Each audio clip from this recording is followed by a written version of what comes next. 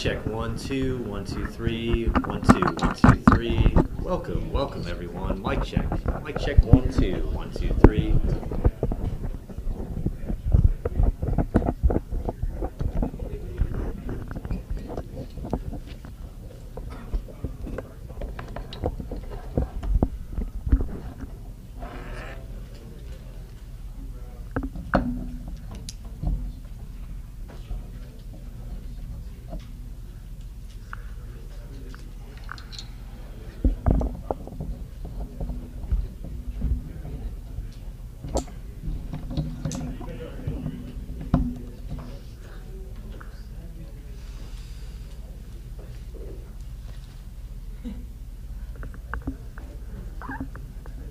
You want levels, Will?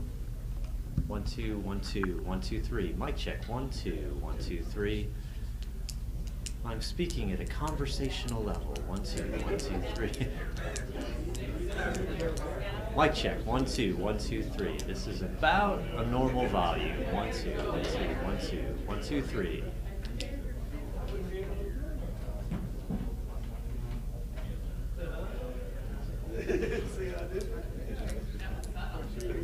Anybody else need more? 1 2. I'll just keep talking. 1 2 1 2 3. Levels. 1 2 1 2 3 1 2.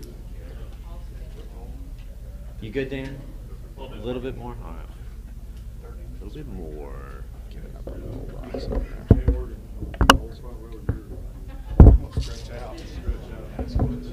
Perfect. That's efficient. I figured it out today. It's official. We started.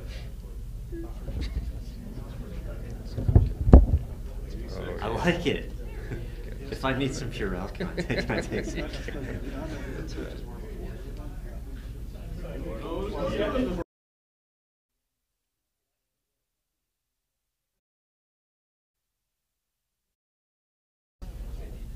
got the ball rolling on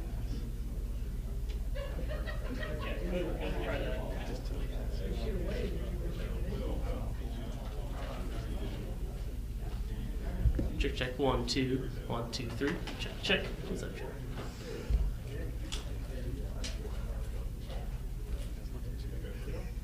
No comment. Eric got something from Casey for me.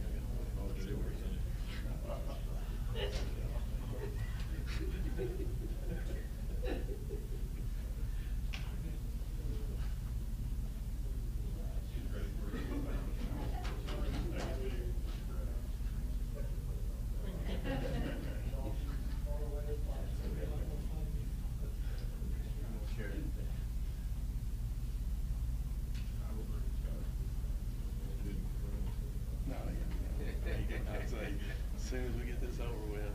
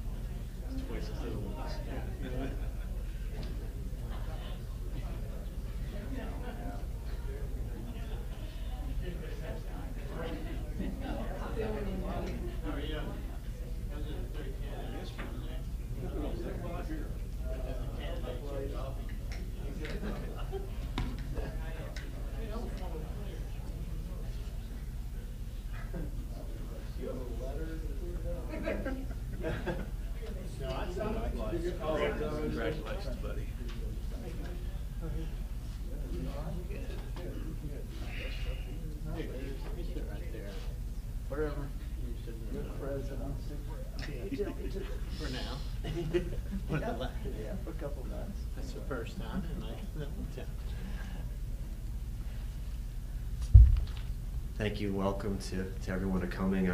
My name is Greg Sage, Assistant Athletic Director of Belmont University. Before we begin, I would just encourage our assembled media members and guests to either turn off or silence your cell phones for the next few minutes. That would be greatly appreciated.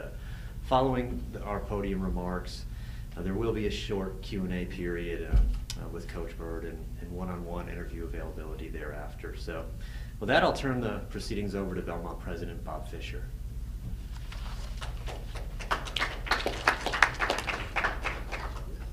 Thank you.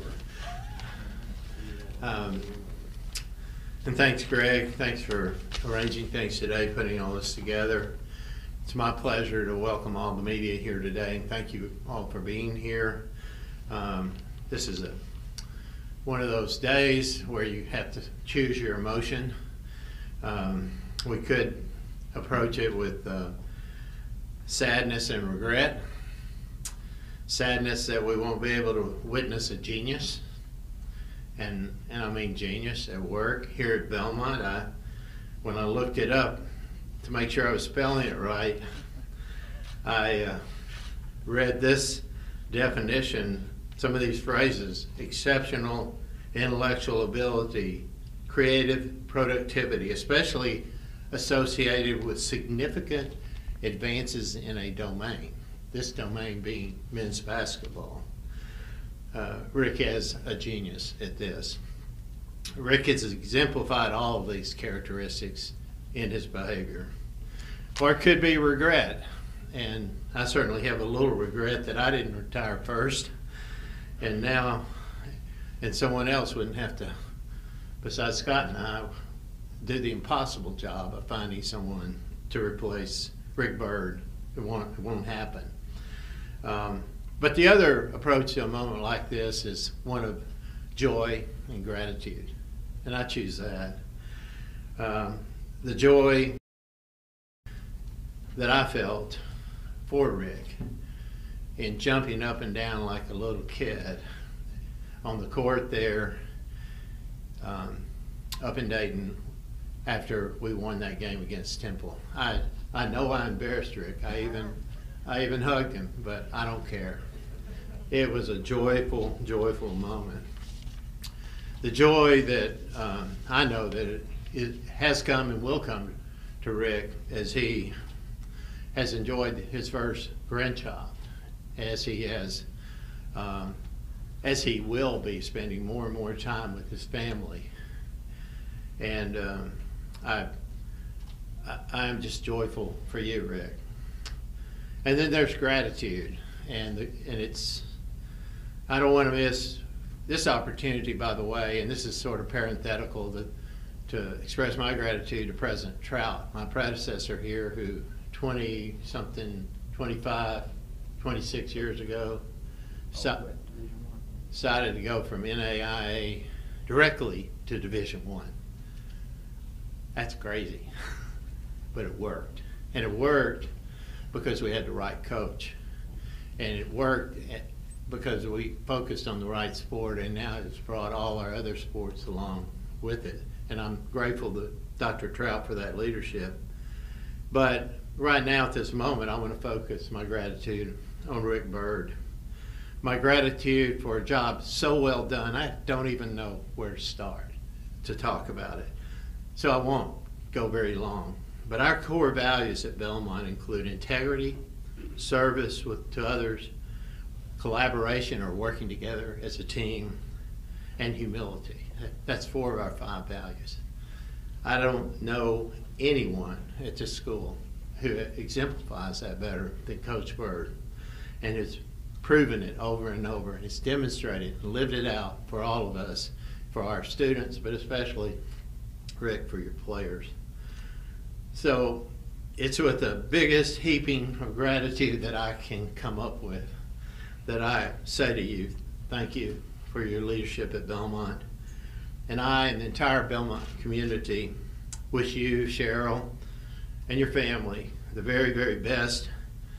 And I feel sorry for anyone who now goes on this golf course with you thinking they're going to win, including this threesome back there. It's just to be the fourth, I think. Rick, thank you, and we love you. Thank you. And now let me ask Scott Corley, our athletics director, to make some comments. Thank you. Thanks, Dr. Fisher. Well, Bruin fans, I think we can all say this was a day we were dreading happening. Unfortunately, it is here. And I got to say, I'm a little disappointed I couldn't get 4 years out of Coach Byrd, since I gave him 4 years when he first got here. So I got 3 out of him. But I also was hoping, last night he was going to send me a text saying April Fools and played the biggest April Fools joke on us today. But unfortunately, that's not true. We have been getting a lot of that on social media, though. And, Coach, I will say the best part of today is that I don't have to answer the question now when you're going to retire. Every lunch I went to, every person who would always ask that. But look, today is certainly a bittersweet day for me and for all of Bruin Nation. Selfishly, I'm sad for our coaches. I'm sad for our staff and anyone that got to work with Coach on a day-to-day basis, because we won't be able to learn from him anymore going forward in that setting. I said many times before that he sets the tone for our department, and that is true, and that's going to be missed deeply by all of us. I'm sad for our current players and the incoming recruits, that they don't get a chance to learn from this man. And I know he taught me so many life lessons as a player, and I just hate that those guys won't be able to continue to learn from him. And lastly, and again, this is all selfish, I'm really sad for college basketball. In a day and age when the game has a lot of negative things going around it, to lose Coach to this retirement is a loss, because he did it the right way. He stood for everything that the student-athlete experience should be about. And I feel bad for college basketball that we're losing him. But, Coach, it's obviously, like Dr. Fisher said, it's really a happy day for you, and I'm so happy for you. I'm happy for Cheryl, that on your decision. I know how difficult it is, having now seen it, just the grind of running a Division I program.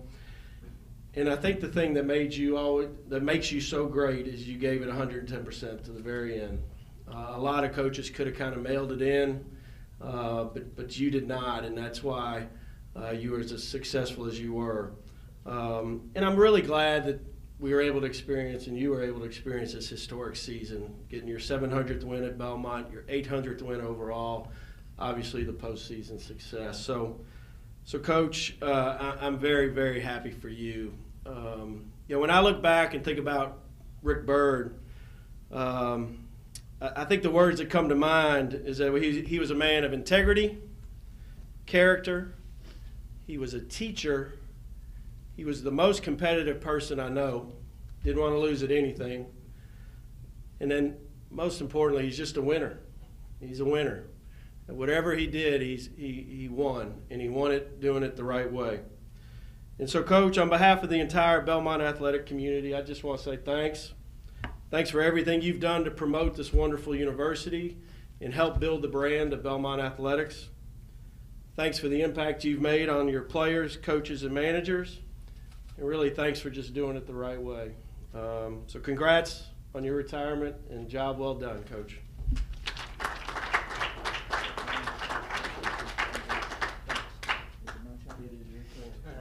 Here we go. The worst thing about all this is I forgot my handkerchief. Cheryl might have to get some Kleenex out here in a minute. There's a lot of people in here that are friends and I care about, and they weren't even really invited. So if y'all would just turn around so I don't see your faces, this will help me a whole lot get through the rest of this. I intended this entirely to be about just a question and answer, because I'm just not capable of saying thanks like I need to at this moment. So this university and its growth and its excellence is what made this all possible. And so I'm just the lucky one to get to work here for 33 years. So I would a lot rather answer questions than try to go any further than that. Rick, did you think about this a lot during the season, or did you sort of put it away and dwell on it since the end of the season? You know, I've thought about this for a few years. Like Scott says, it's a grind. I didn't want this program to ever go backwards if I could help it, and it just seemed like it was, you know, everybody has to work hard to do well in their job, but doggone it if they hadn't come up with all these ways to watch video like crazy. And so all of us on our staff were just sitting there watching video for hours and hours, and if we got everything done right, and it's just time. It's just time. I am ready to not try to win the next game. This is sort of the best way to put it.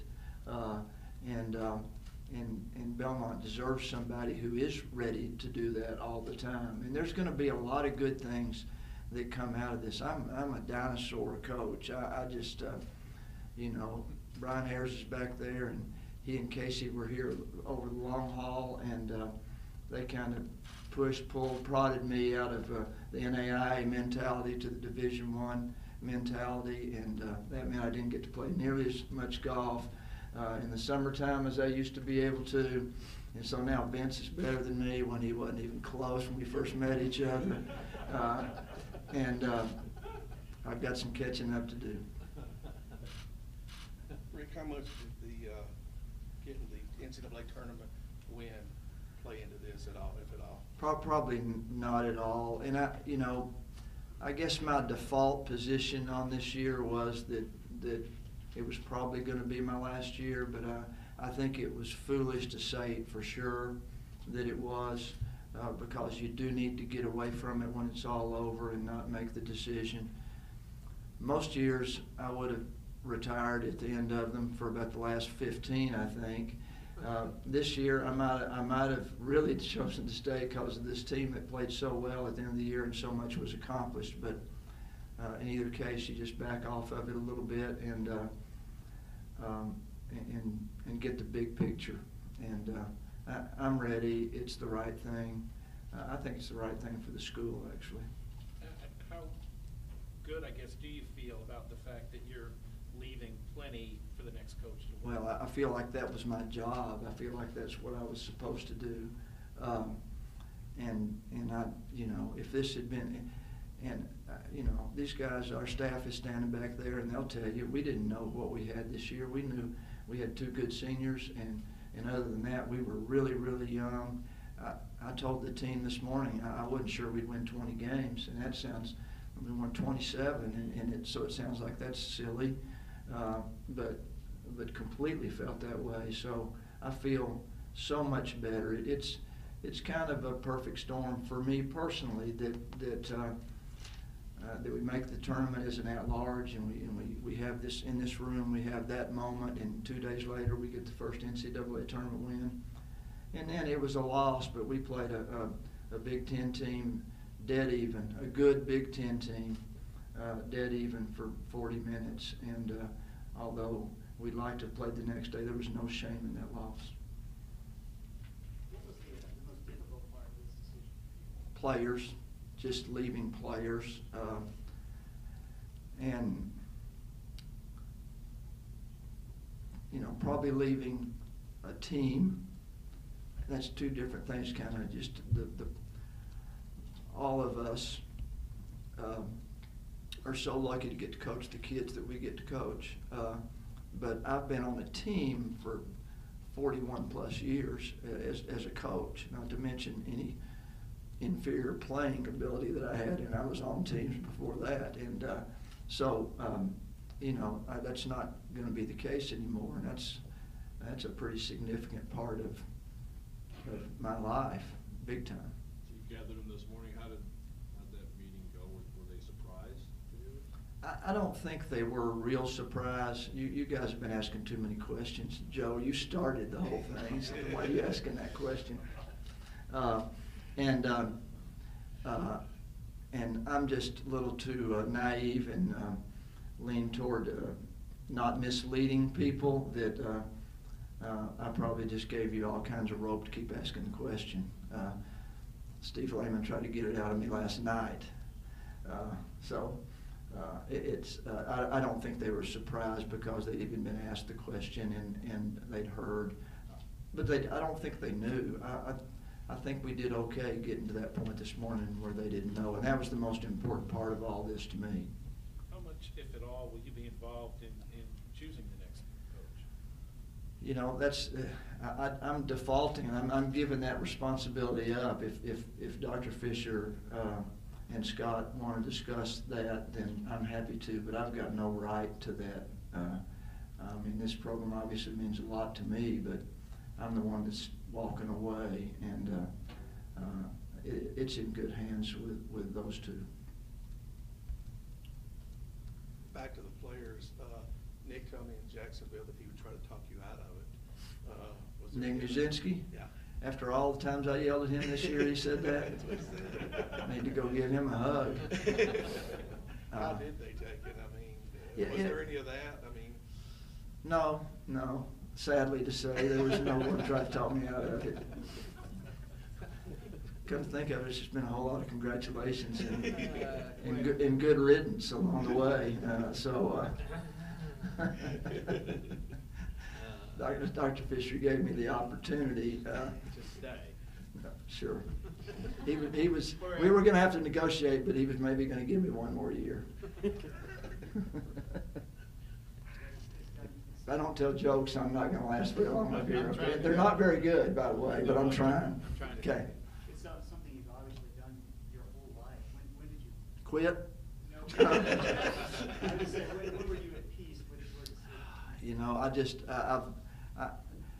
I think I'm different, and fortunate for me that it's just not all there is to me. I mean, it was super important to succeed, win games, and hopefully do what's right for Belmont. But if I'd been playing at a high-profile program and played as much golf as I've played, you know, I couldn't have done it. I've got other things. I've got to learn how to beat Cheryl in tennis. I've got to get better at that. So, you know, I just want healthy years of being able to travel and play those games. I still carry my bag. I can still get around. Jim Seabury thinks he could beat me in tennis, and I'm sure he could actually, but I'm going to talk a good game till he does. And so anyway, I'm going to be okay, I guess is what I'm saying. I think without what I've done my whole life, and I think there's just a lot of people, that's who they are, and that's almost all they are. along those lines, and I'll give Dick Fork credit for this because he brought it up to me a while ago. Any interest in NCAA selection committee, serving, doing anything with the NCAA going forward? Well, I think anybody that's ever been in this game would volunteer to be on the selection committee for the tournament. As far as I know, they only have current representatives of NCAA schools or conferences. Commissioner DeBush could tell that, and I don't think they've ever had even a former coach, unless maybe a long time ago they were and became an athletic director. Lee Fowler comes to mind, of a guy who coached at one time, but he was athletic director. So I don't think it's made up that way. You were an athletic director too, though. So I was an athletic director 30 years ago, a pretty bad one too, by the way. You talked about the transition from NAIA. Was there ever a point in there where you thought, I'm not the guy to do this? Yeah, when Dr. Fisher got here and saw a couple of really bad games that we played, I was pretty sure that I was in a lot of trouble because he was not here with the history of the NAI and success we had, and he comes in and we're pretty bad. We're pretty bad when he gets here, and I didn't second guess that. Now it would be easy to, just like he said, I think there were a whole lot of people who thought Belmont was making a big mistake. And had we not, starting in 2006, made these NCAA tournaments, and you saw the amount of attention we got nationally throughout the whole week about are we going to be the at-large pick or not, and then we get a tournament win and sort of justify that. I mean, I think this year was worth it, Dr. Fisher. This year alone was worth the decision that Dr. Trell made. Who are you most proud of? You know, first of all, it's not really for me to decide that kind of thing. I guess, and pride's not supposed to be a good thing, so I'll try to answer that as best I can. I think succeeding in the wins and losses and championships and that sort of thing without, without giving in to doing all the kinds of things that so many people in so many different kind of businesses choose to do to shortcut their way to success.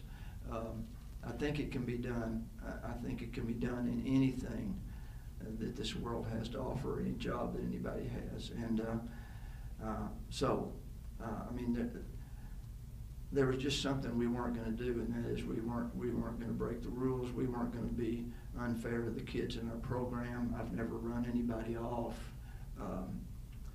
If I made mistakes on what kind of player they were when we recruited them, then I suffered through those mistakes for 4 years if they wanted to stick around, and they did. And so I guess this the combination of that, obviously the significant off the floor / academic success of our program that goes along with the championships is pretty unique in Division I basketball. I would say Davidson's in the running there when it comes to that, but those things all together and still being able to win, there's just a lot of people that think you can't do that in this business and in others. What's the key to doing that? Well, I think choices of people that you have around you. You need people that are good at what they do, that understand that you're not taking shortcuts, and as a leader, I think Brian Ayers is back there. He one time he had a coach ask him, what do you do best for Coach Byrd? And he says,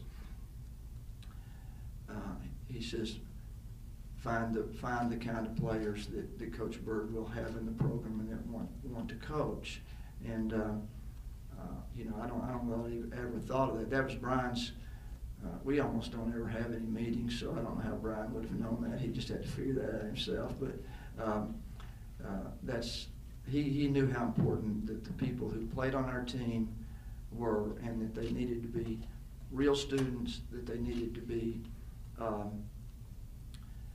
very competitive and tough and unselfish and team first and coachable, or I didn't want him to tell me about them because I didn't want to go watch them and find out they weren't that way, and that's what all those guys have done.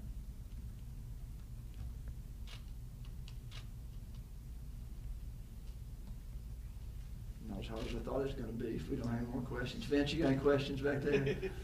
Thanks for being here, you guys. Appreciate it a lot. You folks, and I'm not sure any of you folks would have been here 33 years ago, but the media, Mike, I guess, the media has been great to us, and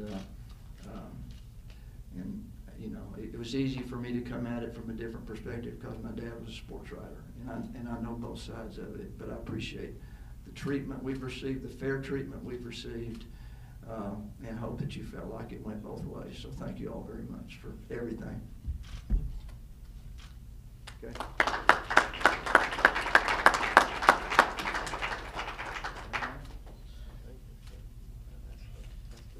That's it. If anyone needs one-on-ones, we'll do them on the side now. Thank you so much.